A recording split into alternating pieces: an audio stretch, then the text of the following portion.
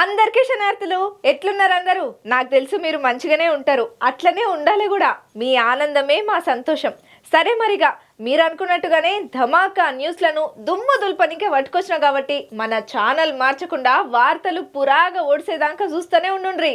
మరిగా మన ధమాకా న్యూస్లను షురూ చేద్దాం పాండ్రి. అపర కుబేరుడని ప్రపంచ పేరు మోపిన బిల్ గేట్స్ సార్తోని ఏపీ ముఖ్యమంత్రి చంద్రాల్ సారు మీటు కాబోతున్నాడనే ముచ్చట ఇప్పుడు సోషల్ మీడియాను షేక్ చేస్తున్నది.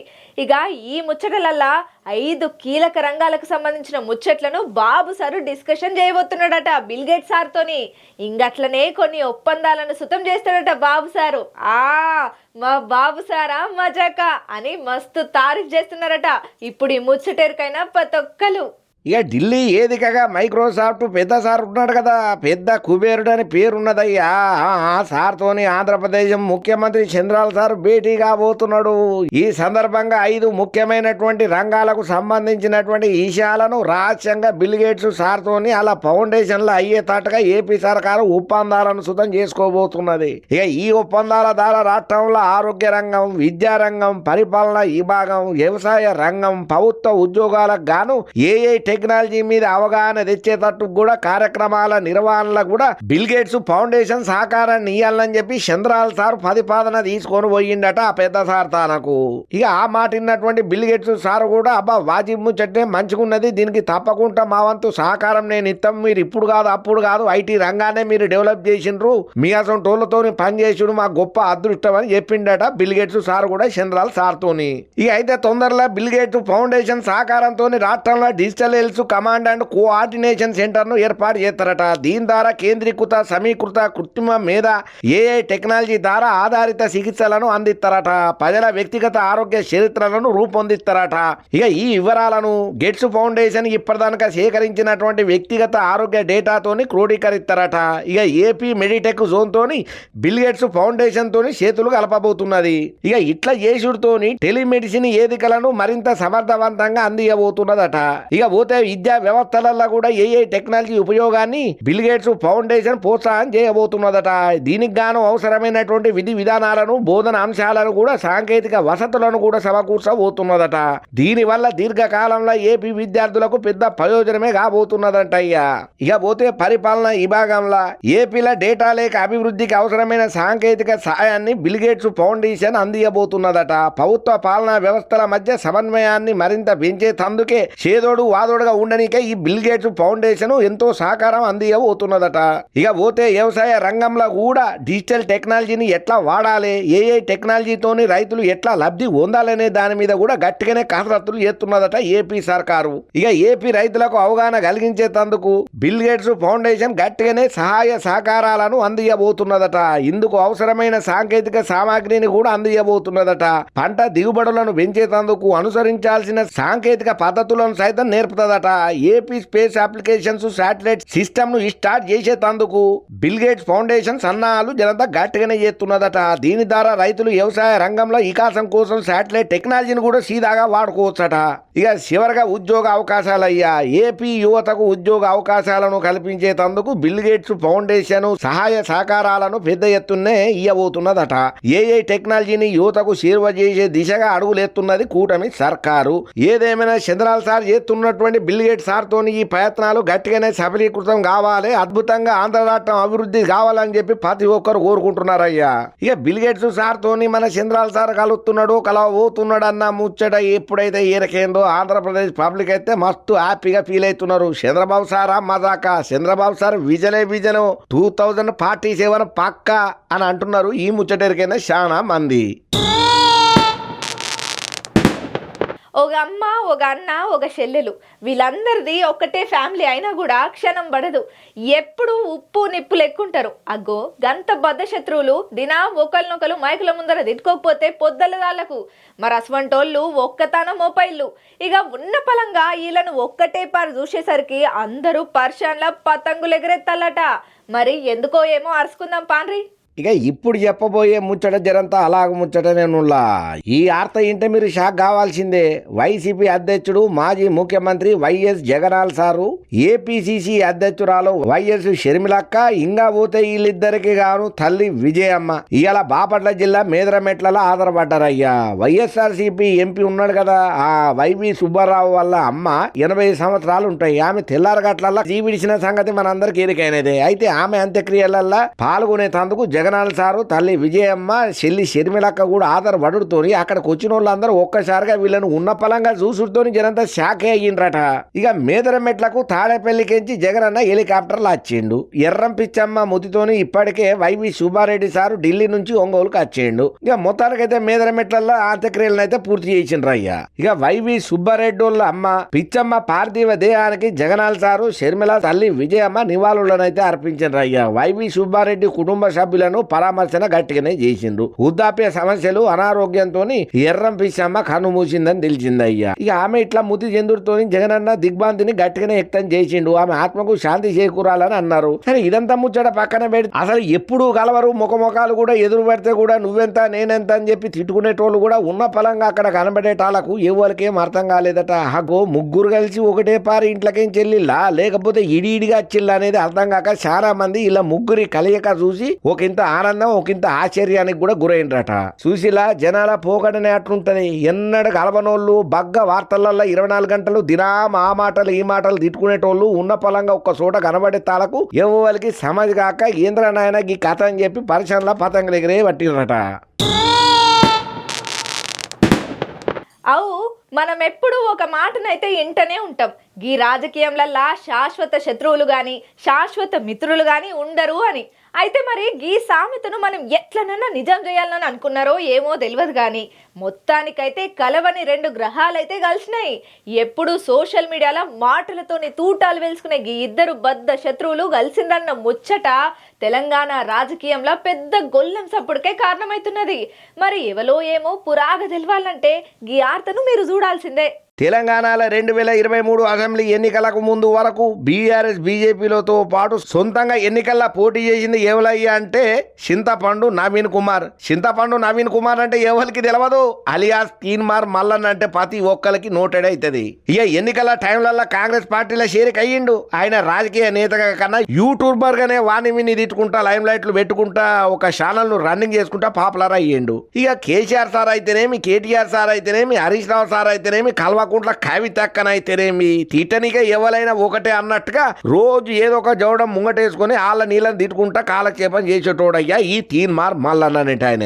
ఇక ఎంతసేపు కేసీఆర్ ఏం చేస్తున్నాడు, కేటీఆర్ ఏం చేస్తున్నాడు, కవితక్క ఏం చేస్తున్నది ఏమన్నారని చెప్పి అడ్డమైన అమ్మన బూతులు తిట్టుకుంటా రకరకాల ఎడ్డిచ్చే పేర్లతోని వాళ్ళని పిలుచుకుంటా పాపులారిటీని అయితే బాగానే మూట కట్టుకున్నాడు. ఇక మొన్నట్ల కాంగ్రెస్ పార్టీలో ఏరిండు కదా, పోనీ అక్కడన్నా నికరంగా ఉంటాడేమో కదా అని అనుకుంటే కులగణన సర్వే మీద ఆయన అన్న మాటలకు గాను ఆయన చేసిన అరాచకాలకు గాను మొత్తానికైతే కాంగ్రెస్ హైకమాండ్ సస్పెండ్ చేసింది. ఎన్నిసార్లు నచ్చ చెప్పినా ఈయనక పోయేసరికి సరేగా కులగణన కూడా పంచాయతీ అయిపోయింది అయ్యా. మొత్తానికైతే కాంగ్రెస్ పార్టీలకేంచి సస్పెండ్ అయ్యిండు కదా అని అనుకుంటే రీసెంట్ గా కేటీఆర్ సార్ను ఎప్పుడైతే కలిసిండో ఇప్పుడు ఈ ముచ్చట సోషల్ మీడియాను షేక్ చేస్తున్నది. ఆగో కలబని గ్రహాలు 2 కలిసినాయి, కలబని ధృవాలు 2 కలిసినాయి. ఎన్నడూ జీవితంలో చూడము అనుకున్నామో గదే సన్నివేశం చూసినాము. అసలు కేటీ రామారావు సార్ను ఈ తీర్మార్ మల్లన్న గలుసుడెక్కడిది. మొన్నటిదాకా వాడెవడన్నా వీడెవడన్నా అని చెప్పి అడ్డు అదుపు లేకుండా నరం లేని నాలుకకు పని చెప్పినటువంటి ఈ తీన్మార్ మల్లన్న ఉన్నట్టుండి కేటీఆర్ సార్ను ఎందుకోసానికి కలిసిండు, ఏమిటి కోసానికని కలిసిండు, ఇంట్లో ఏదో మతలబు ఉన్నదనే పుకార్లు మాత్రం గట్టిగానే చక్కర్లు కొట్టుడే కాదు ఒకరినొకరు చెవులు కొరుకునే కాడికి వచ్చింది కథ.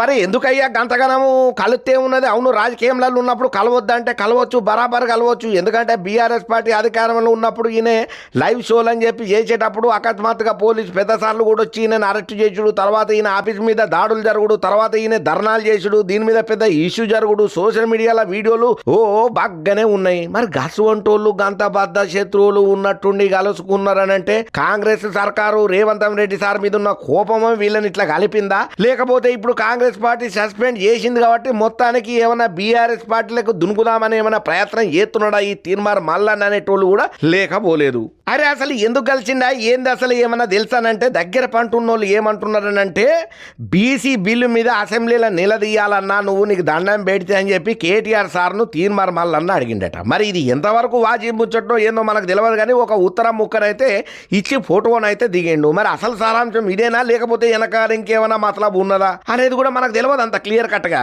ఏదేమైనా కానీ బీఆర్ఎస్ పార్టీ అధికారంలో ఉన్నప్పుడే కేటీఆర్ సార్ను అమ్మనా బూతులు తిట్టి అనరాని మాటలని రకరకాల పేర్లతోని ఎడ్డించుకుంటా డ్రామా రావని, కేఆర్ సార్ అని, చిట్టినాయుడని, పొట్టినాయుడని, బిల్లా రంగా అని చెప్పి రకరకాల పేర్లతోని ఏదేదో ఎడ్డించినట్టు మాట్లాడినటువంటి తీర్మార్ మల్లన్న మరి అన్ని అనరాని మాటలని పెద్ద జోడాలే పెంచుకొని పోలీస్ స్టేషన్లు కోట్ల చుట్టూ ఇంకా తిరుగుతున్నాడు కదా కేసుల కోసానికని చెప్పి అన్ని మర్చిపోయి మళ్ళీ ఇప్పుడు కేటీఆర్ సార్ తోని మెల్లమెల్లగా మతలబులు మొదలు పెడుతున్నాడు అంటే కొంపదీసి బీఆర్ఎస్ పార్టీలకు ఏమైనా దునుకుతారా ఏందనే డైలామాలో కూడా చాలా మంది ఉన్నారట.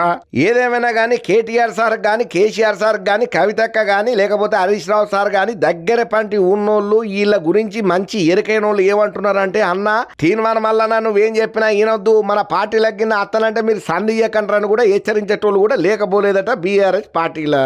మరి నిజంగా ఇప్పుడు ఓన్లీ బీసీల గురించి అసెంబ్లీలో మాట్లాడమనే కాన్సెప్ట్ తోనే కేటీఆర్ సార్ను మల్లన్న కలిసిండా లేకపోతే ఇలా రాజకీయ చతురత ఎత్తుగడలు ఏమన్నా ఉన్నాయో లేదో తెలవాలంటే మాత్రం మనకు మాత్రం ఏం తెలుసు. ముందున్నది ముసలా పండగ అప్పుడే ఎరికైతుందని చెప్పి కొంచెం పక్కకు వచ్చి కారెడ్డలు ఆడుకుంటా కామెంట్లు పెడుతున్నారు ఇంకొంతమంది.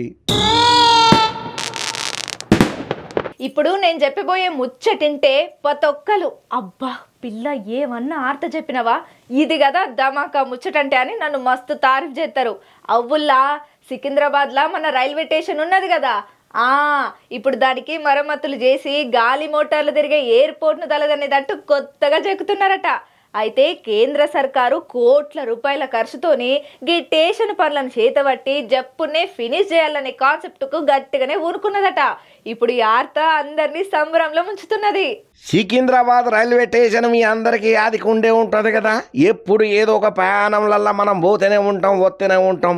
రెండు తెలుగు రాష్ట్రాలలో ఉన్నటువంటి కోట్లాది మందికి చాలా పరిచయం ఉన్న సికింద్రాబాద్ స్టేషన్ అయ్యా. అయితే ఈ సికింద్రాబాద్ రైల్వే స్టేషన్ లా మొత్తం 10 ప్లాట్ఫామ్లు ఉన్నాయి, 11 ట్రాక్స్ ఉన్న రైల్వే స్టేషన్ ఇది. ఎప్పుడు రద్దీగా ఉంటది, వచ్చేటోళ్ళు వస్తూనే ఉంటారు, పోయేటోళ్ళు పోతూనే ఉంటారు. ఇక దినం 241 రైళ్ళ దేశం నలుమూలలకించి రాకపోకలు వస్తూనే ఉంటాయి, పోతూనే ఉంటాయి అయ్యా. గంత బిజీగా ఉండే రైల్వే స్టేషన్ ఇప్పుడు కొత్తగా అందంగా తయారు కాబోతున్నది.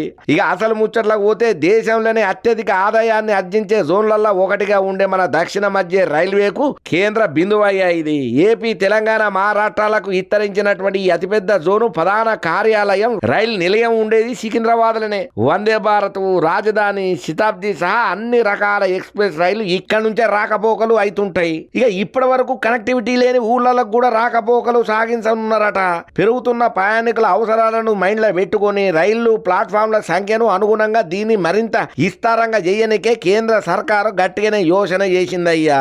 అందుకే దీన్ని కొత్తగా తయారు చేయాలి, అంతర్జాతీయ విమానాశ్రయాన్ని తలదన్నే తట్టు అంతకంటే అత్యంత అద్భుతంగా ఈ సికింద్రాబాద్ రైల్వే స్టేషన్ కు మరమ్మతులు చేయాలని ప్లానింగ్ చేసుడే కాదు, ఆల్రెడీ పనులను కూడా స్టార్ట్ చేసిల్లు. ఈ సికింద్రాబాద్ రైల్వే స్టేషన్ పునర్నిర్మాణానికి దగ్గర 712 కోట్ల రూపాయల ఏయంతోని ఈ పనులను చేపట్టిందయ్యా కేంద్ర సర్కారు. 3 దశలలో పూర్తి కాబోతున్నాయి. వచ్చే 40 సంవత్సరాల వరకు ప్రయాణికుల అవసరాలకు అనుగుణంగా ఎయిర్పోర్టు లెక్కన అద్భుతంగా తీర్చిదిద్దబోతున్నారు, అందంగా చెక్కబోతున్నారయ్యా ఈ సికింద్రాబాద్ రైల్వే స్టేషన్ ను. అయితే మరి మరమ్మతులు స్టార్ట్ చేసి అది ఎప్పుడో 30-40 ఏళ్లకు డెవలప్ అవుతుందని అనుకున్నారు కాదు. ఈ రెండింగ్ కల్లా మొత్తం పనులన్నింటినీ కంప్లీట్ చేయాలనే గట్టి కాన్సెప్ట్ తోటే ఉన్నది కేంద్ర సర్కారు. ఇక ఈ ముచ్చట మీకెట్లా తెలుసయ్యా అంటే, మన గనుల శాఖ మంత్రి ఉన్నాడు కదా కిషన్ రెడ్డి సారు, ఆయన ఒక ఎక్స్ వీడియోలో చాలా పోస్టులు దీనికి సంబంధించి పెట్టుకుంటా వచ్చిండు. ఇక ఆ కిషన్ రెడ్డి సారు కొన్ని ఫోటోలను వీడియోలను పెట్టుకుంటా సికింద్రాబాద్ స్టేషన్ పనులను స్టార్ట్ చేసినాం, అద్భుతంగా తీర్చిదిద్దబోతున్నాం, రాబోయే రోజులల్లో ఎయిర్పోర్టును తలదన్నేటట్టు ఉండబోతున్నది మన హైదరాబాద్ లో ఉన్నటువంటి సికింద్రాబాద్ రైల్వే స్టేషన్ అన్న ముచ్చట తెలిసిన ప్రతి ఒక్కరూ మస్తు ఖుషి కాబట్టిండ్రయ్యా.